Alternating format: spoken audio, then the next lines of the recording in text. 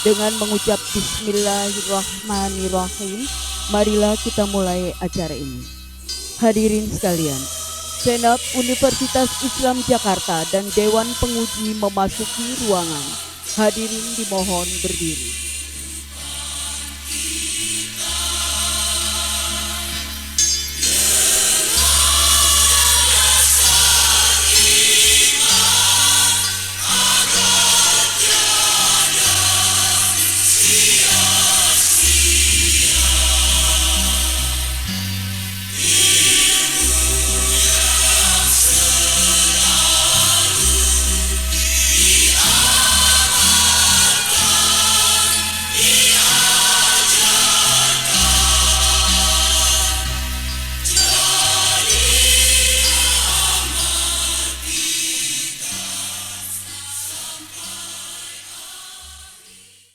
Dengan mengucapkan Bismillahirrahmanirrahim, ujian promosi doktor atas nama Promovendus Abdul Manaf saya nyatakan dibuka.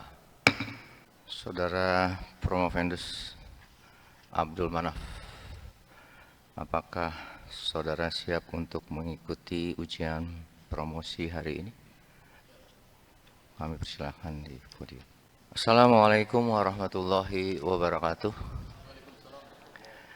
Yang terhormat anggota Dewan Tim Penguji Promosi, yang terhormat tim promotor, yang terhormat Bapak Ibu yang berbahagia yang hadir pada sidang promosi hari ini.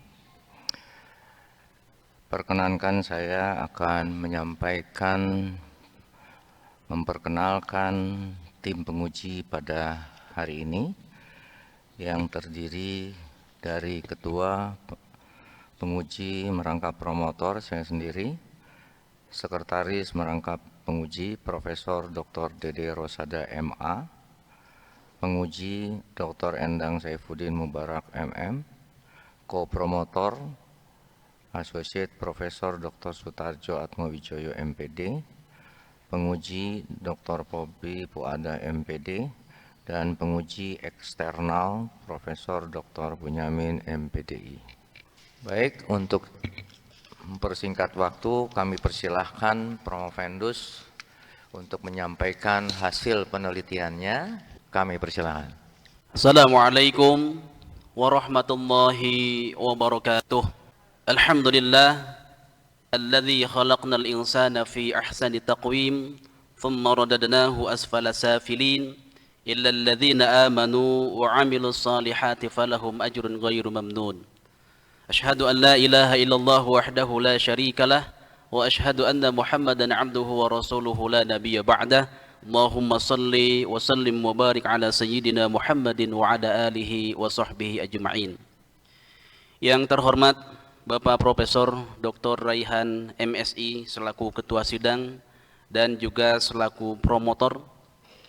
Yang terhormat Bapak Profesor Dr. Dede Rosada MA selaku Sekretaris Sidang dan juga sebagai penguji pada pagi hari ini.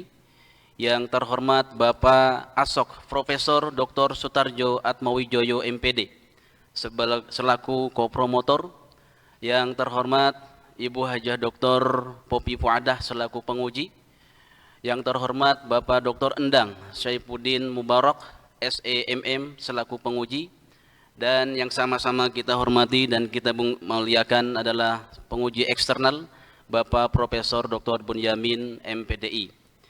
Dan tidak lupa kepada seluruh keluarga, Bapak Ibu, para jamaah yang hadir pada kesempatan pagi hari ini, izinkan peneliti menyampaikan hasil dari kajian yang sudah dilakukan dan sudah didiskusikan bersama promotor dan kopromotor. Judul ini adalah Rancangan Pendidikan Kewirausahaan, atau kita sering mendengar istilah entrepreneurship yang di perguruan tinggi. Kenapa ini di perguruan tinggi? Karena angkatan yang siap terjun dengan dunia bisnis, dengan dunia pekerjaan di lapangan adalah tingkatan mahasiswa. Penelitian ini peneliti lakukan di Universitas Islam Jakarta sendiri yang melibatkan mahasiswa dari program Strata 1, baik dari PAI maupun dari ekonomi. Tujuan dari penelitian ini adalah untuk menganalisis bagaimana konsep pendidikan kewirausahaan di perguruan tinggi. Yang kedua adalah bagaimana merancang materi tentang pendidikan kewirausahaan bagi mahasiswa. Yang ketiga adalah bagaimana caranya untuk mengimplementasikan program pendidikan kewirausahaan di perguruan tinggi. Yang pertama tentu saya mengucapkan selamat pada Promovendus Abdul Manap ya, yang sudah sampai ke titik akhir perjuangan studi di S3 ini. Ada 3 hal yang ingin saya sampaikan setelah saya membaca hasil perbaikan tertutup ya. Memang beberapa ada perubahan, tetapi ada juga yang belum berubah. Kemarin pada saat tanda tangan itu saya nggak sempat lagi melihat. Dan ini rada mendasar ya terkait jumlah responden. Ya. Jadi kalau sudah responden judulnya, saya kira harus mengacu kepada teori yang ada. Dan ini udah kita diskusikan pada saat tertutup. Di respondennya hanya 10 orang ya. Padahal ini harus mewakili mahasiswa UIJ. Apalagi tadi disebut baik PAI maupun ekonomi. Nah ini mohon menjadi perhatian dan catatan penting menurut saya, agar supaya responden itu benar-benar mewakili dan dibenarkan secara teori. Jadi kalau hanya 10 orang, hemat saya masih belum pas ya. Siap, Bro. Dari 2 pertanyaan ini. Kemudian yang kedua, pada kesimpulan pertama, ya, Promovendus sangat yakin sekali bahwa kampus UIJ ini bisa menjadi kampus percontohan dalam mata kuliah kewirausahaan. Ini bagi saya hal yang luar biasa ini, ungkapan ini. Bahkan dikatakan bisa membuka prodi kewirausahaan karena sudah didukung oleh berbagai sarana ya, mungkin juga SDM, praktek dan lain sebagainya.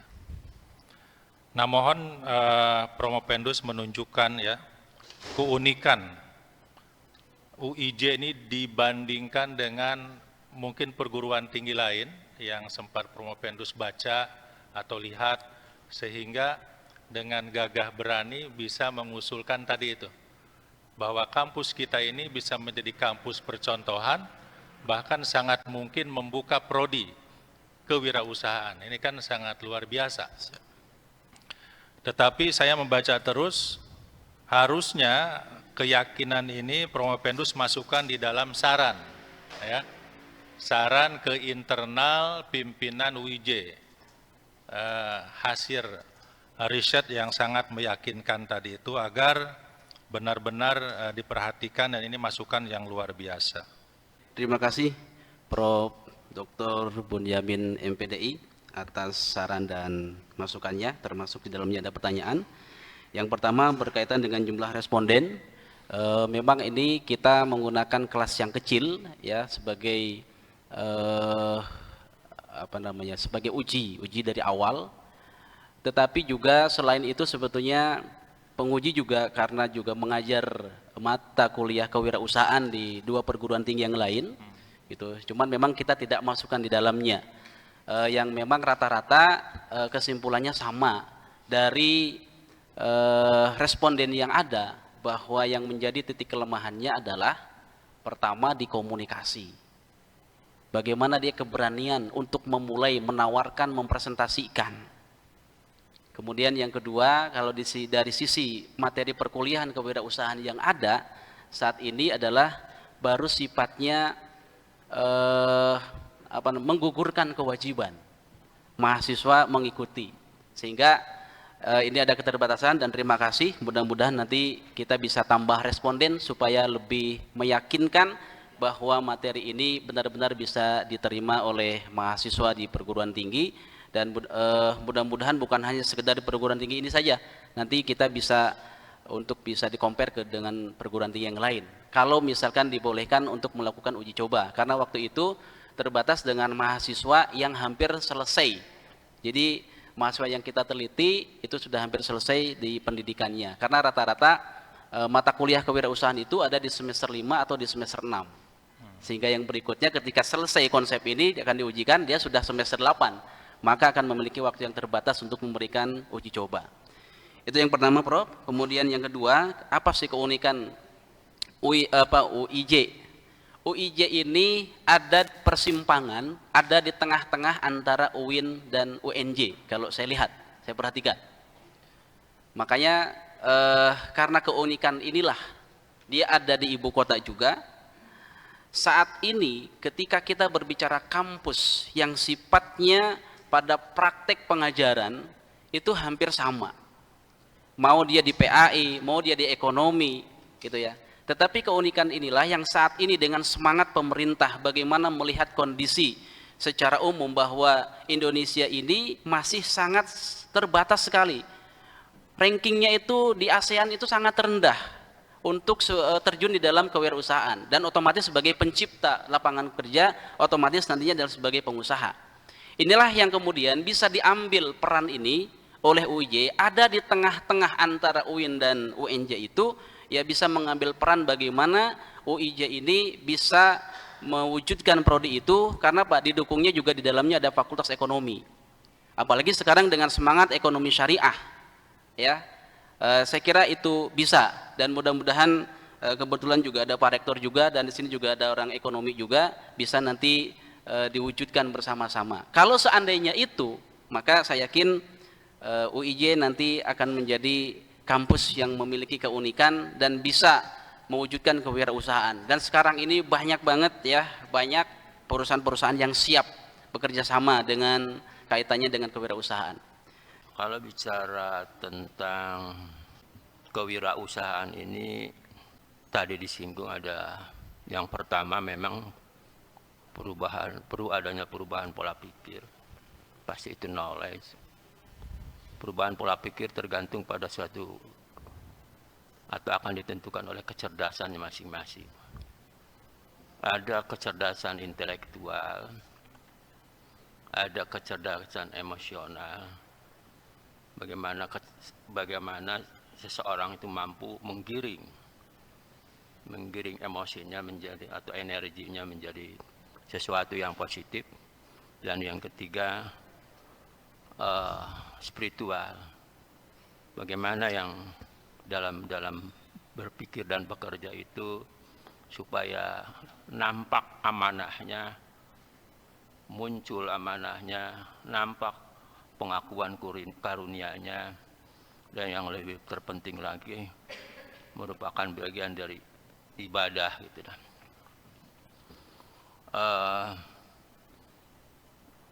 Yang keempat, sekarang ada yang disebut kecerdasan budaya atau culture intelektual gitu ya.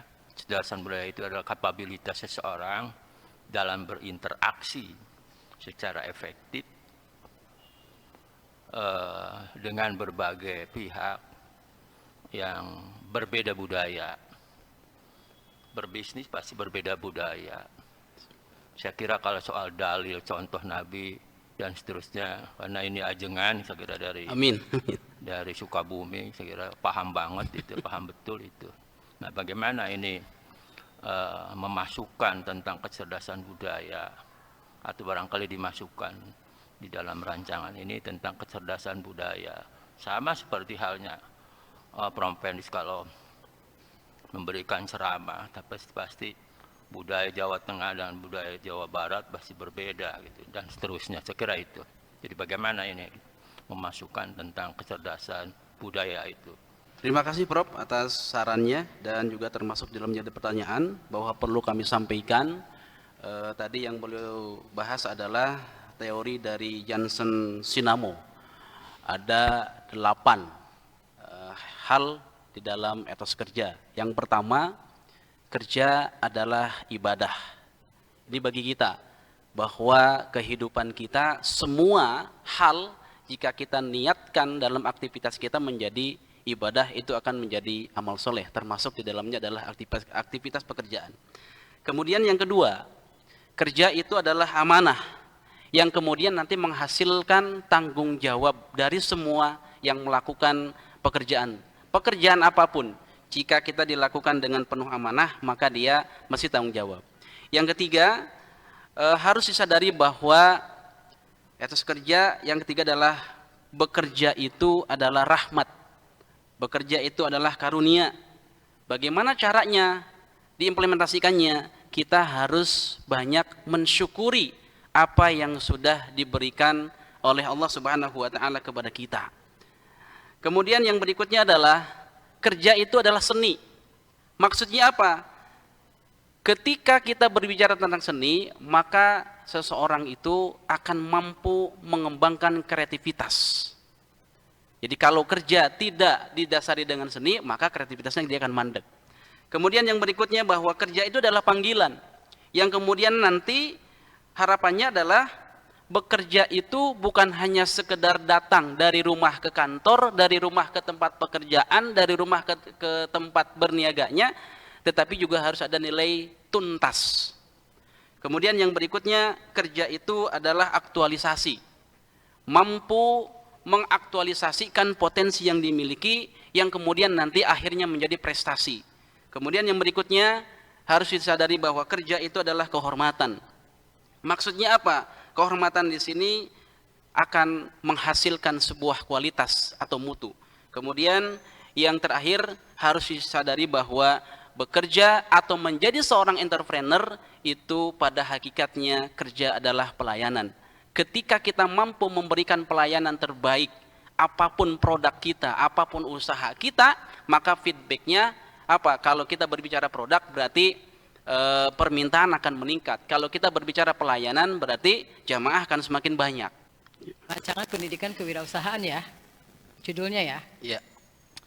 Tapi setelah saya baca, itu isinya adalah rancangan materi pendidikan.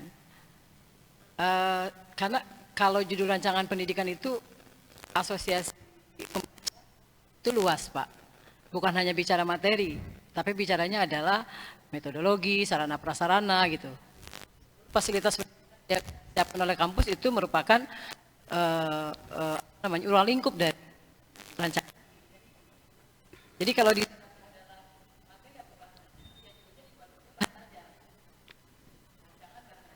pendidikan kewirausahaan juga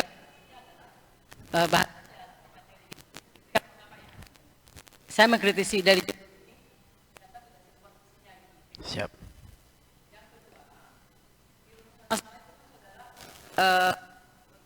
hanya saya lihat penelitiannya di mana? Perguruan tinggi itu kan banyak ya. Tidak terlihat UIJ-nya karena di sini saudara juga tidak di dalam ini ya, paling tidak ya, itu tidak melihat. Dan harusnya juga di rumusan masalah kan harus disebutkan penelitian ini saudara meneliti di mana gitu.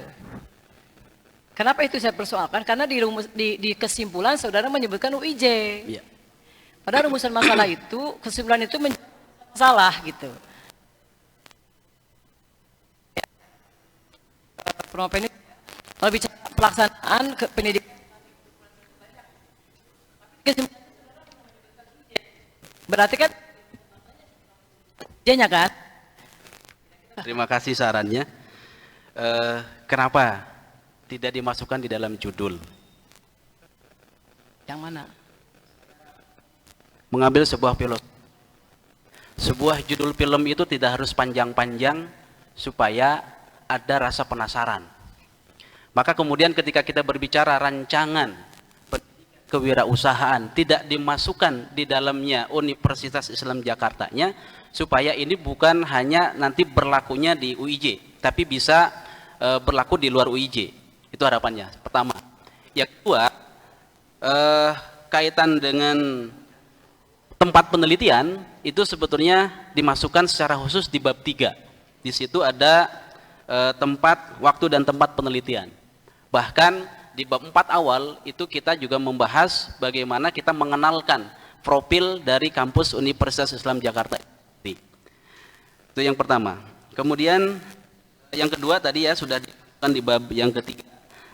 Kalau memang perlu dimasukkan di dalam judul, kalau seandainya dimasukkan dalam judul, justru ini akan membatasi ruang lingkup kita. Karena hasil S3 itu bukan hanya untuk satu institusi. Saya harapannya adalah bisa juga nanti ya diterapkan di kampus-kampus yang lain. Maka judulnya adalah Rancangan Pendidikan Kewirausahaan di Perguruan Tinggi. Ketika berbicara di perguruan tinggi itu secara umum, tetapi sebagai modelnya, role modelnya, tempat secara khusus kita melakukan penelitiannya ada di bab 3, kemudian juga dibahas profilnya di bab 4. Ada nih bicaranya lancar sekali ya. Jadi udah dosen, dai, motivator, pengusaha. Amin, amin. Lengkap lah gitu kan. Jadi gitu. Oke. Saya ingin nanya kepada Manaf ini, pada Promovendes ini. Jadi pengusaha itu nurtur atau natur? Nurtur atau natur? Nutur atau ngatur? Ya, Atur lah. natur. Kalau natur nggak perlu ada buku perancangan ini kan?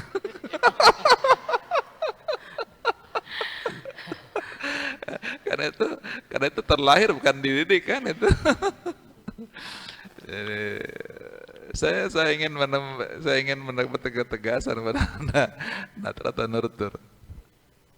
Ada buku rancangan itu berarti memang ada proses nurtur bagaimana mempersiapkan itu.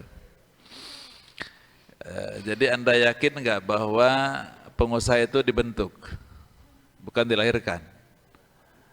Yakin ya? Jadi pengusaha itu bisa dibentuk, bukan dilahirkan. Oke. Sekarang proporsi pengusaha di Indonesia itu kan hanya 3% dari seluruh jumlah penduduk Indonesia. Malaysia 4-5%.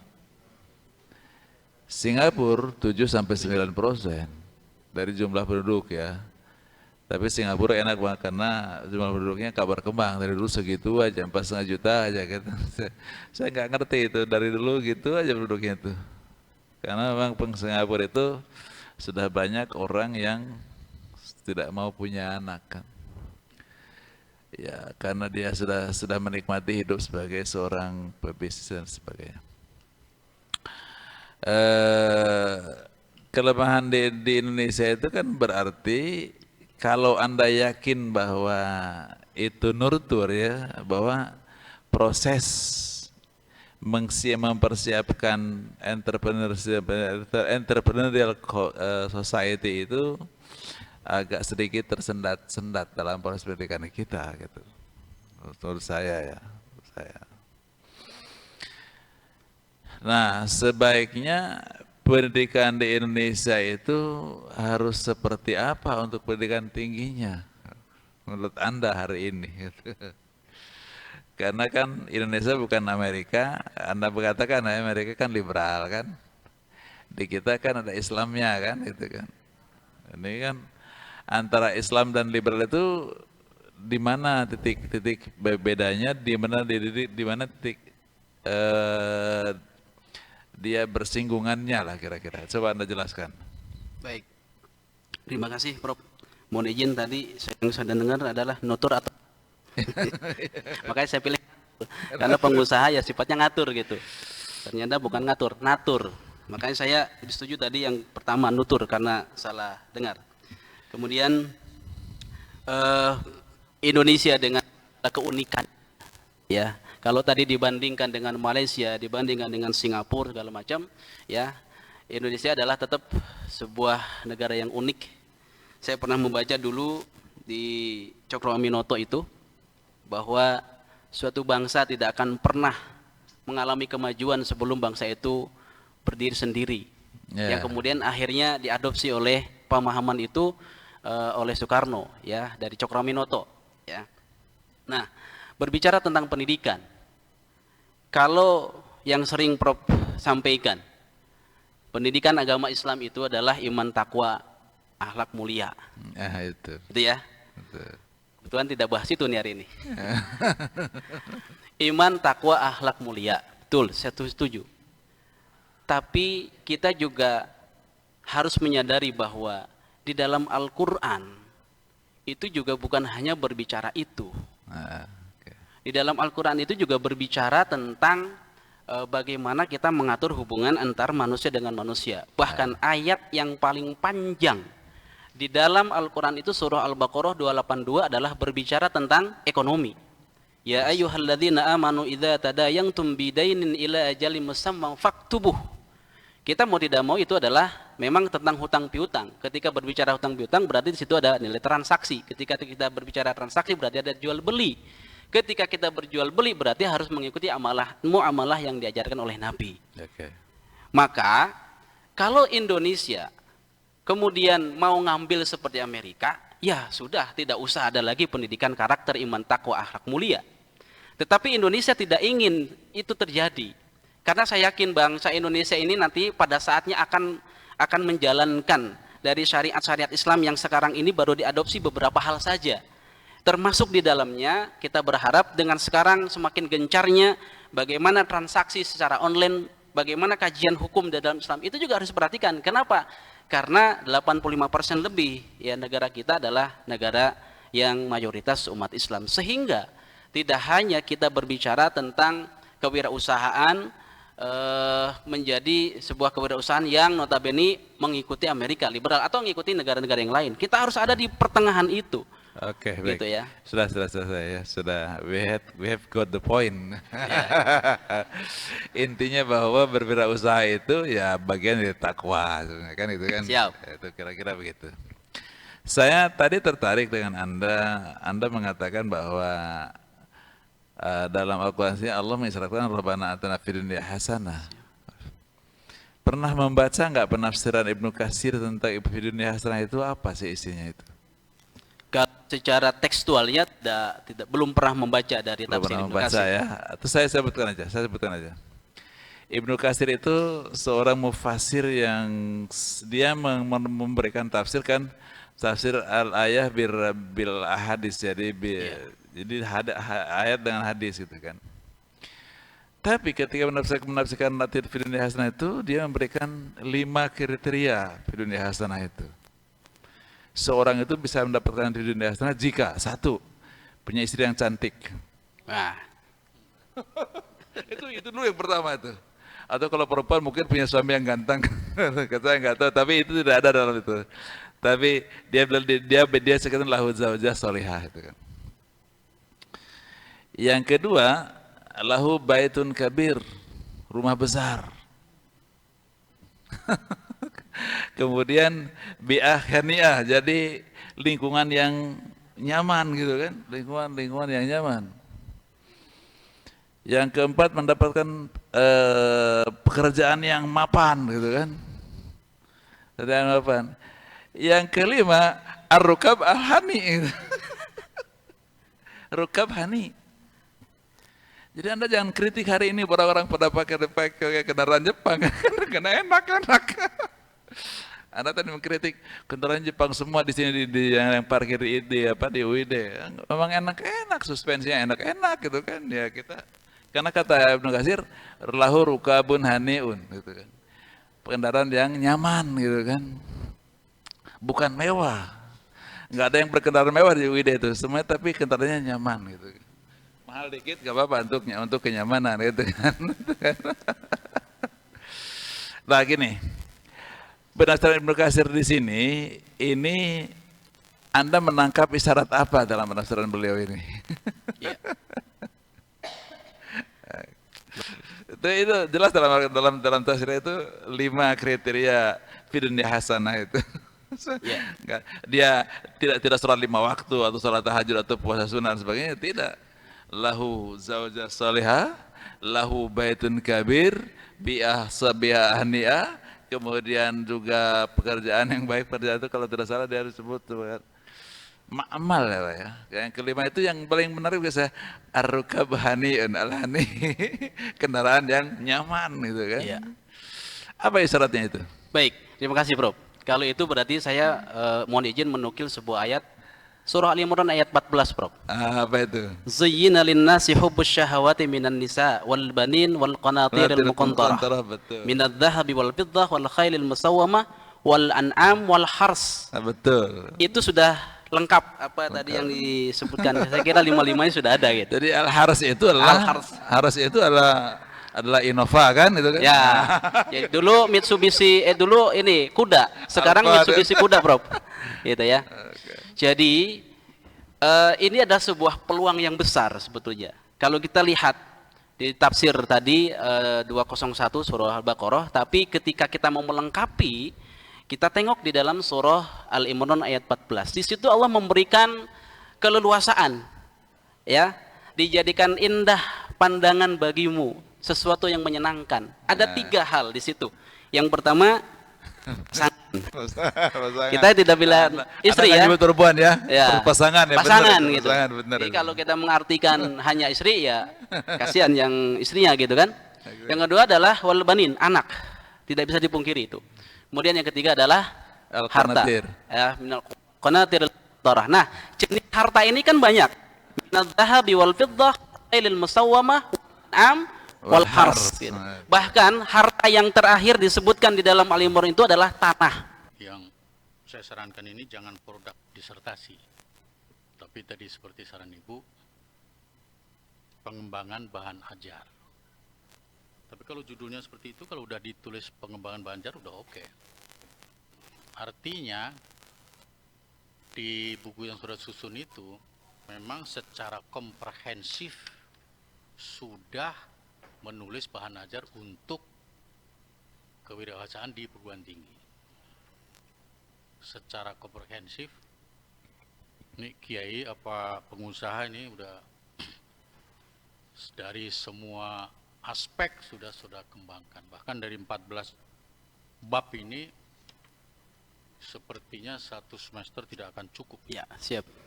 Bagusnya ini 2 semester, kayak bab 13 itu paling enggak 3 pertemuan sendiri karena praktek kan. Dan dari berbagai aspek sudah saudara kembangkan. Ini bagusnya di sini. Jadi saya setuju sekali kalau ini produk nanti bahan ajar ini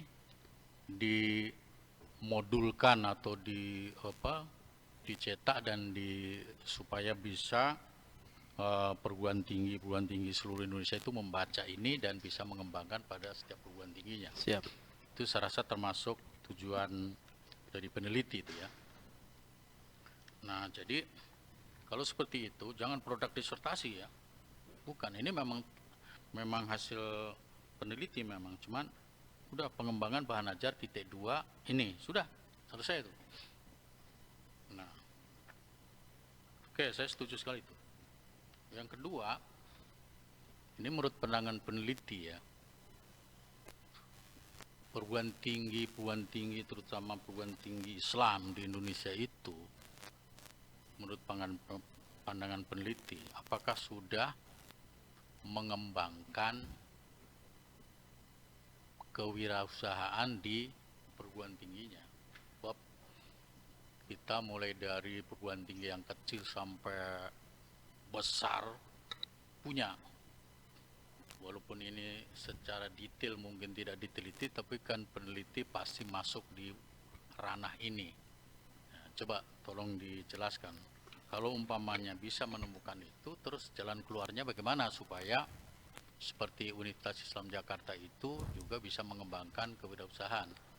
Jadi tadi sudah disinggung oleh penguji yang pertama tadi, bisa UID itu membuka fakultas atau program kewirausahaan. Terima kasih Prof, dan atas sarannya tadi kaitan dengan pengembangan bahan ajar. Jadi pengembangan bahan ajar rancangan pendidikan kewirausahaan ya.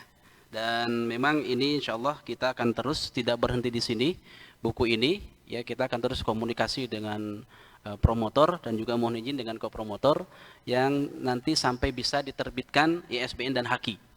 Dan kalau sudah di ISBN HAKI, mohon izin nama promotor dan kopromotor kita masukkan. Itu yang pertama. Kemudian yang kedua, secara umum bahwa kita harus menyadari, mengakui sekalipun pemerintah sudah menggembar-gemborkan tentang pendidikan kewirausahaan, ya, tetapi dalam konteks sekarang ini kita masih menjadi PR besar perguruan tinggi Islam khususnya. Baru sebatas mata kuliah kewirausahaan yang sifatnya menggugurkan kewajiban. Selesai perkuliahan semester 5, semester 6, selesai juga pembahasan kewirausahaan. Kita tidak menginginkan itu. Justru ini harus menjadi pembeda buat kita. Kalau tadi dikatakan Prof. Dede, dari 100 orang yang kemudian jadinya adalah 3 orang, tapi kan 3 orang bisa mempekerjakan 97 orang kalau pengusaha itu. Dan memang kan teorinya adalah hidup ini teori piramida. Orang kaya tidak akan jauh lebih banyak jumlahnya dibandingkan dengan orang miskin. Pengusaha tidak akan jauh lebih banyak jumlahnya dibandingkan dengan pekerja. Dosen pun juga jumlahnya tidak akan jauh lebih banyak dibandingkan dengan mahasiswa. Artinya apa? Seorang pengusaha atau seorang dosen apapun itu, untuk menjadi orang yang tanda petik adalah orang yang luar biasa, memang nggak banyak gitu. Untuk menjadi orang yang khusus itu tidak banyak. Saat ini kita banyak orang tuh yang profesornya berapa orang, itu adalah orang pilihan. Begitupun juga menjadi seorang entrepreneur, itu adalah orang-orang yang memang pilihan. 3 orang kalau bisa dia menciptakan perusahaan 3 PT saja, itu sudah bisa mempekerjakan sisanya. Itu kaitan dengan tadi. Yang kemudian bagaimana sekarang perguruan tinggi itu, ya, kita tidak terlalu banyak masuk ke dalam aturan Prof, ya. Ya, kita sama-sama tahulah bagaimana aturan baik di Kementerian Agama maupun juga Kementerian Pendidikan, dalam hal ini adalah yang mengurus tentang dikti, ya. Kita aja, kami sedang memproses membuka sekolah tinggi baru di Bogor, itu sampai saat ini belum bisa di-approve karena memang luar biasa, kita memahami itu. Tetapi kita tidak boleh kemudian patah arang, ya, bahwa mahasiswa saat ini, ya, memang jangan lagi kita begitu meluluskan ratusan mahasiswa, ujung-ujungnya adalah membawa selembar kertas ijazah untuk menjadi pekerjaan. Kita harapannya adalah ketika mahasiswa dalam proses kuliah, kita bangun mindsetnya, kemudian kita berikan pemahamannya. Bahkan ketika saya mengajar di kampus, Prof, mohon izin, itu sering menyampaikan, siapa di antara kalian yang kuliahnya masih dibiayai oleh orang tua? Saya ingin tanyakan, apakah ini rancangan pendidikan kewirausahaan di perguruan tinggi atau rancangan materi pembelajaran dengan konsep yang saudara sampaikan di produk ini? Silakan dijawab. Rancangan materi, Prof. Rancangan materi perkuliahan. Jadi saat ini baru rancangan karena belum disahkan. Oke, tapi lagi. harapan saya nanti menjadi, sekali lagi, rancangan pendidikan kewirausahaan di perguruan tinggi atau rancangan materi pembelajaran? materi pembelajaran. Mana rancangan materinya? Ada di dalamnya, yang 14 bab Itu tadi. bukan rancangan materi. Ini rancangan pendidikan. Ini rancangan pendidikan. Oke? Ya. Jadi kalau Anda mau nanti menyusun materinya, turunkan dari rancangan pendidikan ini. Karena Anda punya konsep 4 di sini, langkah pertama. Siap. Ya. Yang berkaitan dengan langkah-langkah yang ini. Karena mindset Anda sudah merubah, ya, yang nantinya akan menjadi satu konsentrasi bidang kewirausahaan. Siap. Jika Anda ingin melahirkan program studi kewirausahaan. Oke?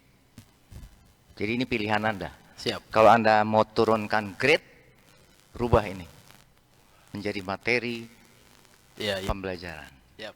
Tapi kalau Anda mau naikin kelas, tetap konsisten pada ini, Anda turunkan ke materi pembelajaran. Oke?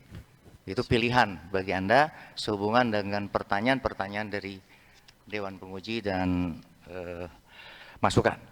Rasulullah itu dari kecil sudah dilatih kondisi hidup yang sangat luar biasa. Yang kemudian pada usia 12 tahun kita tahu bahwa beliau diajak untuk menuju seorang pengusaha yang tingkat dunia, perjalanan ke Syam. Dan kalau kita lihat dari sisi konstruksi umurnya Rasulullah lebih lama menjadi pengusaha dibandingkan jadi nabi. 12 tahun sampai 40 tahun. Tapi jadi nabi dari usia 40 tahun sampai 63 tahun. Di situ ada selisih 28 dan 23. Jadi Rasulullah sebelum jadi nabi mapan dulu dirinya. Mapan dulu ekonominya. Bahkan mungkin kalau kita lihat bagaimana di dalam buku Super Leader and Super Manager yang ditulis oleh Shafi Antonio, ya, itu maharnya aja luar biasa. Bukan seperangkat alat sholat lagi. Ada yang mengatakan 100 ekor unta, ada yang mengatakan banyaklah ya, untanya unta merah gitu ya. Itu menunjukkan bahwa Rasulullah itu adalah pribadi yang memang menjadi entrepreneur sejak muda. Nah, kaitan tadi dengan anak sebenarnya Prof, secara saya tidak pernah langsung mengarahkan dia, ya. Tetapi ketika ada keinginan tadi kata Prof, ada naturnya, saya kalau ingin menjadi pengusaha nanti seperti ini. Baik, terima kasih kepada Dewan Penguji yang telah memberikan saran, kritik, dan tanggapannya, serta pada Bapak Ibu hadirin yang telah dengan serius ya terus mengikuti sidang promosi ini. Untuk memberikan waktu kepada tim penguji dalam mengevaluasi hasil ujian promosi pada hari ini, dengan ini saya nyatakan sidang ditunda.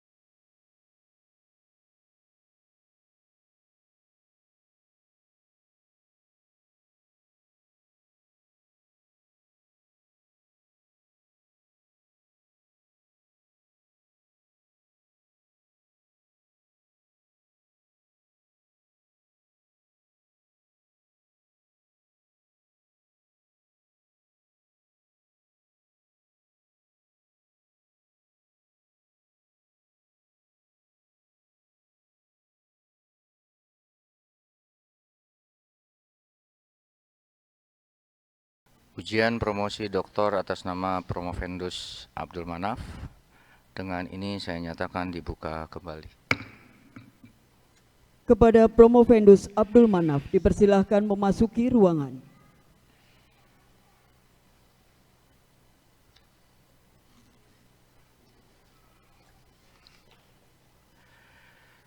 Yang terhormat Dewan Penguji, tim promotor, serta Bapak Ibu hadirin yang berbahagia, izinkan saya akan menyampaikan hasil evaluasi dari tim penguji pada hari ini atas ujian atas nama Promovendus Abdul Manaf.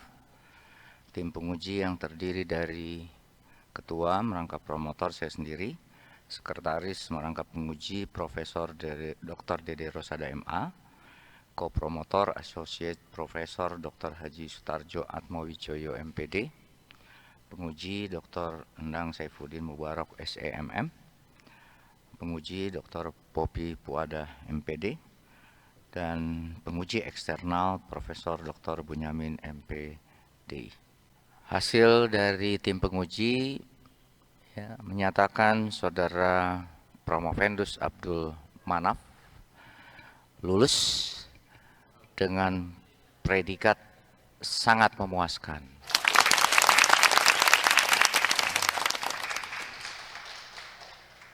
Dan menjadi lulusan ke-67 program doktor Pendidikan Agama Islam Universitas Islam Jakarta. Untuk itu, perkenankan saya menyampaikan tanda kelulusan kepada saudara Dr. Abdul Manaf. Penyerahan surat keterangan lulus, hadirin dimohon berdiri. Kepada Dr. Abdul Manaf dipersilahkan maju ke mimbar.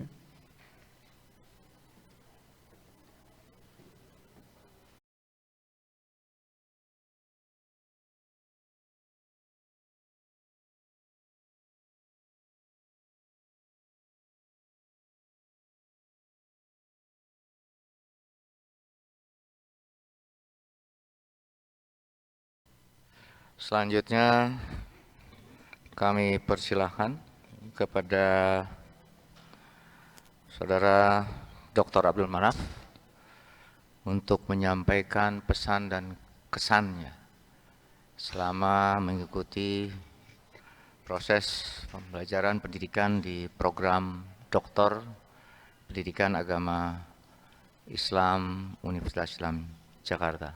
Kami persilakan. Assalamualaikum warahmatullahi wabarakatuh. Yang terhormat Dewan Penguji, Bapak dan Ibu yang hadir pada kesempatan pagi menjelang siang ini, wabil khusus untuk keluarga besar saya, walaupun orangnya kecil-kecil.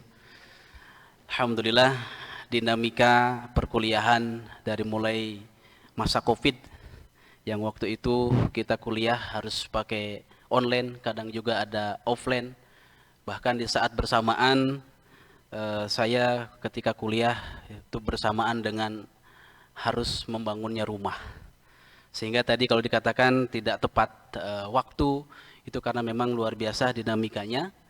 Di saat bersamaan juga harus memikirkan bagaimana rumah segera berdiri untuk keluarga.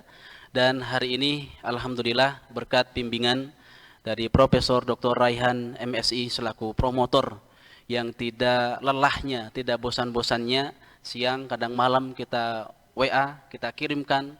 Alhamdulillah dengan bimbingan beliau, dengan penuh canda dan penuh tawanya, dengan gaya khasnya beliau, di saat sedang memberikan bimbingan, beliau selalu bilang, gua asem nih, boleh dulu sambil ngerokok ya? Boleh Prof, gitu. Inilah yang sangat luar biasa. Beliau walaupun orang tua kami, tetapi gaya pemudanya tetap tidak luntur. Dan ini disebut dengan neturnya tetap ada. Asok Profesor Dr. Sutarjo Atmawijoyo, MPD, juga tidak kalah pentingnya membantu terus memberikan pengarahan sampai pada hari ini alhamdulillah dinyatakan lulus kepada semua penguji. Ini pun juga unik, penguji dari mulai WIP 1 ganti, WIP 2 ganti, bahkan sampai sidang tertutup juga ganti. Dan alhamdulillah gonta-gantinya ternyata ini membawa hikmah yang sangat luar biasa. Semoga bimbingan dari seluruh penguji dan promotor maupun kopromotor ini menjadi amal yang soleh, menjadi amal jariahnya atas masukan dan sarannya luar biasa. Insya Allah mudah-mudahan kembali bahwa karya ini saya berikan setinggi-tingginya adalah untuk keluarga saya, wabil khusus untuk istri saya, dan untuk kampus tercinta. Bagaimanapun 2010-2012 lulus S2 dari UIJ, dan sekarang alhamdulillah bisa diberikan kesempatan lulus S3-nya pun juga di UIJ. Yang mudah-mudahan Bapak Ibu, dan ini luar biasanya Prof, S2 pembimbingnya juga Prof Rehan sama Prof Tarjo. S3 juga pembimbingnya adalah Prof Rehan sama Prof Tarjo. Memang kita sudah ditakdirkan dari Lauhil Mahfuz gitu. Terima kasih Bapak Ibu sekalian, dan juga ini Ibu-Ibu Majelis Taklim yang sudah memberikan dukungan yang sangat luar biasa. Tidak ada kalimat yang bisa penulis sampaikan. Ucapan ribuan terima kasih, dan terima kasih. Semoga kedepannya Universitas Islam Jakarta mampu melahirkan para entrepreneur sejati. Terima kasih. Wabillahi taufiq wal hidayah. Assalamualaikum warahmatullahi wabarakatuh. Waalaikumsalam warahmatullahi wabarakatuh. Terima kasih Saudara Dr. Abdul Manaf. Dengan mengucapkan syukur alhamdulillah, ujian promosi doktor pada hari ini telah selesai, dan tentunya ucapan terima kasih kepada seluruh tim penguji serta tim promotor yang telah menyampaikan saran, tanggapan, dan kritik terhadap disertasi Saudara Dr. Abdul Manaf. Dengan ini saya nyatakan sidang promosi pada hari ini ditutup. Assalamualaikum warahmatullahi wabarakatuh. Waalaikumsalam.